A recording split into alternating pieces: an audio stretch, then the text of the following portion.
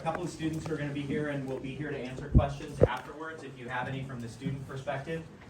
Having said that, the very best thing you can do for any of the centers to learn, am I really interested in this, is to come to the open houses. There's a listing of those. Back of your program shows you the county website. Ours is October 12th. You'll have a chance to hear from students, meet students, talk to the other faculty members, see the thing. Please mark that on your calendar. We would love to see you at that time.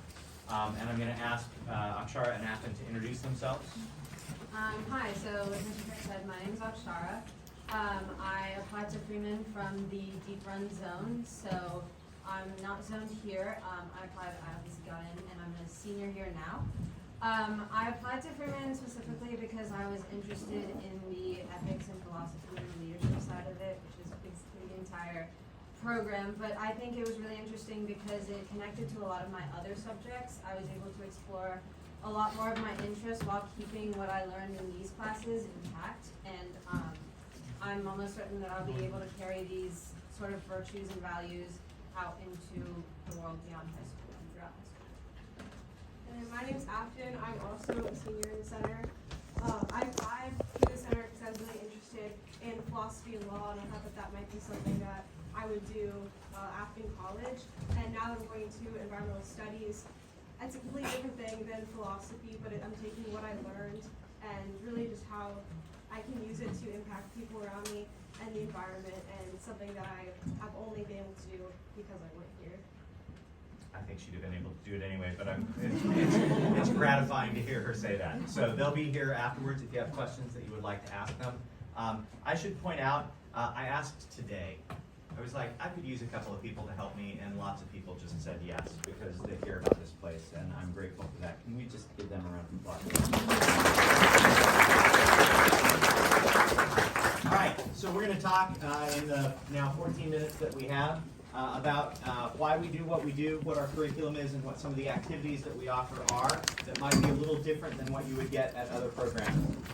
So our beliefs. This first one underlies every single thing that we do. We call ourselves the Leadership Center.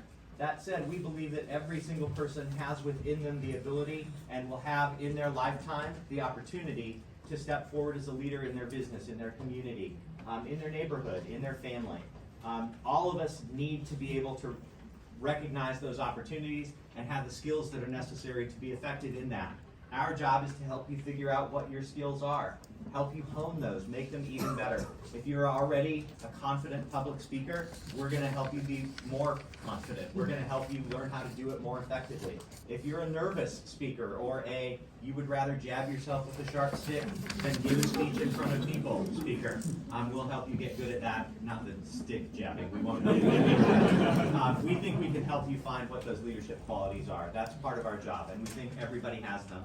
In order to do that, you kind of need to know what that looks like in the real world. We're going to have you study history and economics and philosophy and sociology. We're going to have you look at the social sciences, how and why the world works the way that it does, so that you know what it is that you believe, so that when you go out into the world, you can try and make that a reality. Parents in the room are going to recognize that sounds suspiciously like a very strong liberal arts course of study, and it is. That's not the only student who should apply to our program. We think these skills, Akshara's statement is a good one. She's a math and science kid in a lot of ways. She's very good at that. Afton is a science kid. She's great at that. But it's the qualities that you have, the conviction that you have about the things that you've learned that's going to transcend what you're interested in, and we think it works for everybody. And this is our mission statement. It's too many words, but I want to focus on 3 of those words: knowledgeable, responsible, and ethical. Here's what we think that means. Knowledgeable. You know what you believe, and you know why you believe it. You can defend it calmly, rationally, and effectively to other people. And you can hear them out and have an open heart and an open mind, and if you hear wisdom from the other side of the aisle, you're willing to change your mind. Wouldn't that be a nice world to live in? Our goal is to, thank you very much. Our goal is to send 75 of those people out into the world every year, and take that attitude as an example to the people that they encounter. Responsible. Once you know what it is that you believe, you're going to try and make that the world that you live in like that. You're going to have jobs that you care about, and families that you care for, and communities that you're engaged in. Are you going to go out and make the world the way that you want it to be? And that might be running for public office, but it might also be volunteering for something that you care about. It might be taking a leadership role in your community. We want people to be responsible about their beliefs and ethical. Along the way, are you going to treat everybody you meet with dignity and respect? Folks, if that kid comes out of our program, we've been a wild success. We're also a success in the shiny list of colleges that they go off to, and it's a very lovely list, and you can QR code the back of the thing you picked up on the way in and see what that list is. And we're proud of that. But mostly what we're proud of is the kind of student who comes out of our program. How do we do that? What do we teach them? When you come to any specialty center, that school becomes your school. So if you're from out of zone and you're accepted here at Freeman, we become your school for everything that you do. All your classes, all your teams, all your clubs, all your activities. You'll become a Freeman Maverick. 3 classes a day will be in the specialty center. That's your English class, your social studies class, and a leadership track elective that's not really an elective for you. By choosing us, you're taking that as one of your classes. Outside of the center, you're going to take your math, your science, your foreign language, all of those kinds of things. In the center, everything is either honors or advanced placement. Outside the center is whatever level is appropriate for you. If you want to take AP everything, we have AP everything. If you're a math genius, take the math genius classes. If you are a math substantially less than genius, we have those classes as well, and you take the one that makes sense for you. In the center, in the 9th grade, you're going to take World History 2. It's going to be coordinated with your English class and with your Foundations of Leadership and Humanities class. Here's what that looks like. You're going to take World 2 wherever you go to school. The difference is, for example, when you're studying the Italian Renaissance in your history class, you're reading Romeo and Juliet in your English class. And at the same time you're doing that, you're studying Machiavelli's The Prince and leadership ideas from there. Sometimes the connections are temporal, sometimes the connections are thematic, sometimes we're not going to make a connection. This is the 9th grade room in the center. Sometimes you're going to have 50 of the 75 together in one room. Sometimes it's going to be 3 groups of 25. Sometimes it's going to be all 75 together in the library. Our goal is for you to get to know your cohort of students incredibly well and develop the kind of relationships that allow for those open communications to happen, to be creative and divergent thinkers. 10th grade, you're going to take your first AP class, AP Human Geography, a study of how and why human culture has developed the way that it has over time, with a special emphasis on the non-Western world. It looks particularly at the modern world, last 50 years. It's connected to the leadership track, which is an introduction to sociology and psychology, how and why individuals and groups think, act, and believe the way that they do, and that's connected with a world history, a world literature English class. The 11th grade, you'll take Advanced Placement United States History. You'll never work that hard again. It is connected with your AP English Literate Language class, which is a focus on effective writing and the power of rhetoric in the written word. And then those are connected with your leadership elective that year, which is a seminar in ethics, philosophy, and law. My favorite class to teach. It's a survey of Western philosophy and American jurisprudence. We started the pre-Socratics and work our way up to the 20th century existentialists. A lot of American jurisprudence layered on top. Students, if you have no idea what any of that meant, don't worry, you will. Parents, you'll be astonished at how well your students are able to read, dare I say, enjoy Aristotle. A couple of them, enjoy it. 12th grade, English moves out, but you're going to take AP United States Government. We are very proud of our civics curriculum. We think we're one of the best civics programs, not just in the state, but in the country. And that is paired with Advanced Placement Economics. We alternate years between macro and microeconomics, so if you're really into econ, you could take the other one in your junior year to make sure that you get both. It is a heady academic curriculum geared towards not just making really good leaders, but also really good scholars. You will be as ready as anybody is when you head off to whatever shiny college you go to. What do we do that might be different than some of the other places? Some of these activities are in the classroom, many of them are outside of the classroom. It's opportunities for you to put into practice the things that we learn. We think an important part of teaching leadership, which we don't really do. I know it says we do, but really we do it by teaching around it. We rarely just say, here's a lesson on leadership. What we do instead is we give you opportunities to practice what it's like to lead a group of people. And we think one of the single most important parts of that is effective communication. Our students leave our program, and I say this without hyperbole, better public speakers than students from any other school in the country. I'm confident that's true. When our students come back to us from Harvard and they say, I'm sitting in my seminar class and I'm the person most able to do this, I nod and smile to myself because that's the kind of student we're trying to create. You need to be able to communicate effectively if you're going to be able to lead effectively. And that's true whether it's a group of people at work or a large organization or your church or whatever it is that you're going to do. You need to be able to do that. If you're already a confident speaker, we're going to make you better at it. If every conversation in your home around the dinner table turns into an argument, by God, we are the place for you. We're going to give you the skill set to win those arguments. Moms, dads, I'm sorry. And if you're a very reluctant public speaker, I'm not going to make you like it, but I'm going to make you good at it. You're going to be able to do it. You may hate it.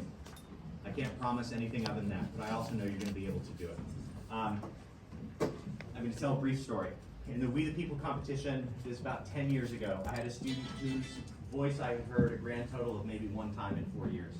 She was lovely and kind and generous and good, and she would rather have died than speak in front of the public. And she was on a team, and they were in a competition, and the judges had asked a question that the team had to respond to, and it was not a hard question.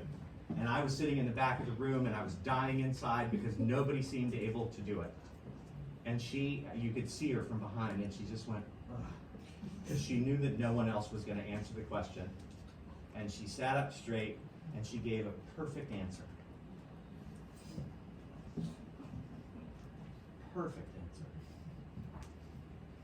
She works for the Attorney General's office now. She will tell you that that moment changed her life.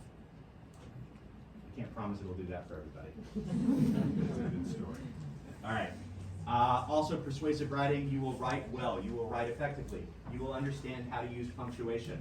You will understand that emojis aren't writing. Conviction. We will send you an opportunity to participate in debate, learn how to construct an argument.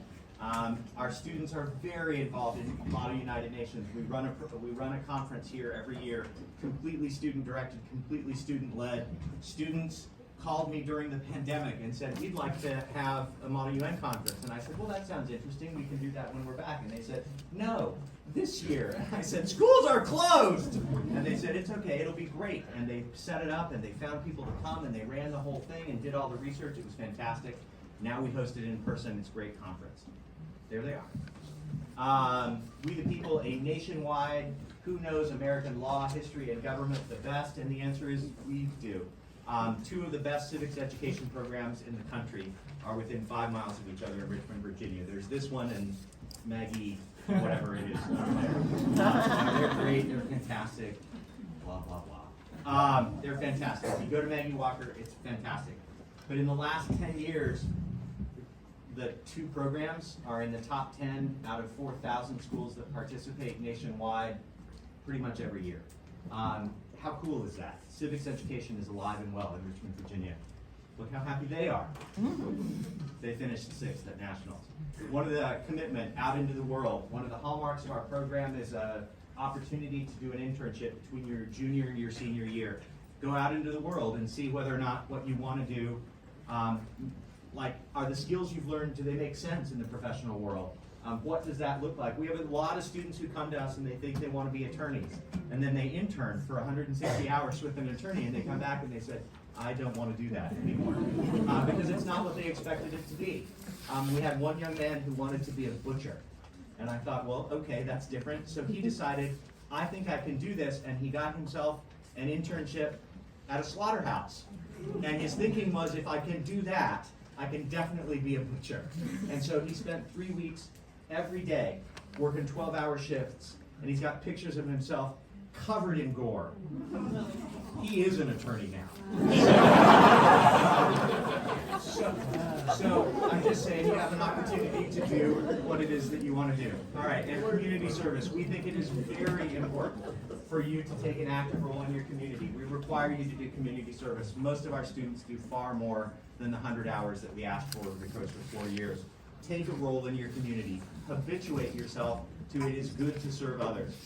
We were the first public school in the nation where students raised all the money and did all the work, swung all the hammers to build a Habitat for Humanity house, which was pretty cool. You heard it on the video if you were still paying attention by the end of that presentation, and one of the young women said that she thinks it seems cheesy to say that it's a family, but we talk about family all the time. This is my favorite. Please don't leave this a good This story. concludes our third and final session of the night. Thank you for being here and have a wonderful evening. This is my favorite Freeman picture. This is at the state We the People competition, and we qualified 2 teams to states that year. This is the team that lost to the other team that were the state champions, cheering for their friends at the same time they were devastated that they themselves did not win. This is what I'm the most proud of. Please come to Freeman. We have a good program. We are a welcoming place. We want people from all sides of the political, the social, the economic spectrum, because that's what makes life interesting. Folks, come to our open house. Thanks for your patience. Please drive safely on the way. Thank you.